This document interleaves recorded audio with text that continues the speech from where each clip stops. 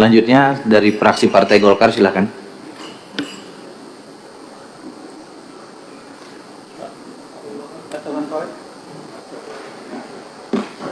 Terima kasih pimpinan.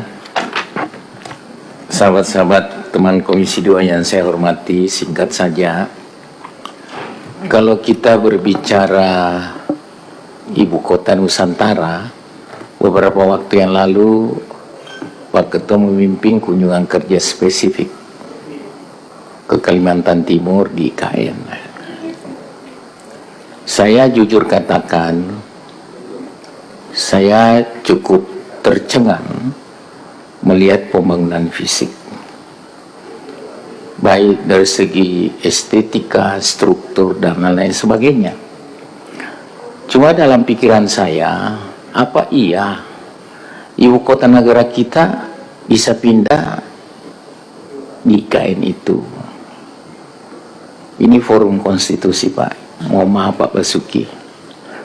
Kekhawatiran saya itu karena Presiden sebelumnya, Pak Jokowi, yang saya anggap cukup brilian dalam berpikir, cuma alur berpikirnya itu saya khawatir itu sebatas keinginan, Pak, bukan kebutuhan.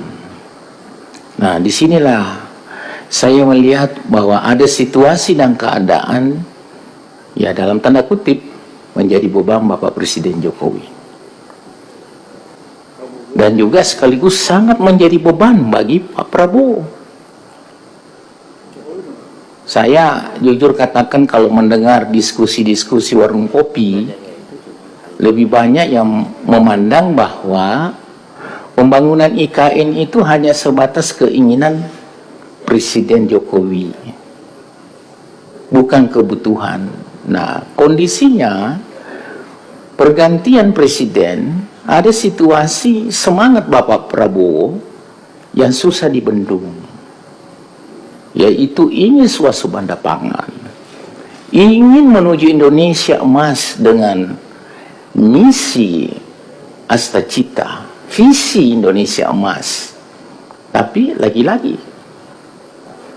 alasan klasik kondisi keuangan negara kita.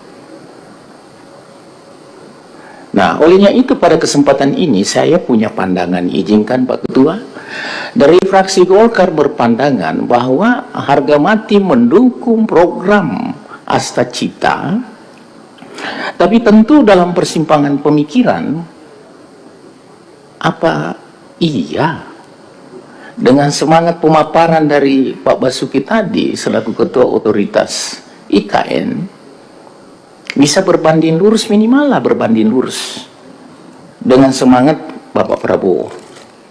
Karena semangat Pak Prabowo ini betul-betul kita sudah bisa membayangkan seperti apa endingnya, Pak. Ini 280 juta jiwa yang dipikirkan oleh Pak Prabowo, bukan jumlah yang sedikit. Persoalan Republik ini bukan hanya persoalan makan gizi gratis, bukan hanya persoalan P3K, banyak persoalan-persoalan lain. Nah, olehnya itu selaku mitra, saya hanya punya pandangan bahwa marilah ikan itu berinovasi untuk melahirkan fungsi-fungsi manajerial dalam membangun IKN. Saya waktu pertama mendengar ide itu, maaf Pak Basuki, saya masih wali kota, Pak. Saya dalam hati saya melawan, merontak. Apa iya dalam kondisi negara kita seperti ini mau memindahkan republik ini, ibu kota republik ini? Pemikiran saya sebagai orang yang tidak punya apa-apa hanya karena dipercaya oleh rakyat memimpin sebuah daerah, kenapa sih di semua kementerian itu dibawa ke provinsi ke provinsi?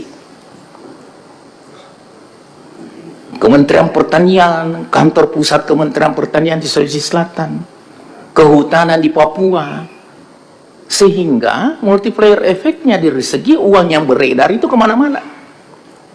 Orang tidak fokus lagi berkantor ke Jakarta, mau urus masalah pertanian ke provinsi ini, mau urus pariwisata Kementerian Pariwisata di Bali.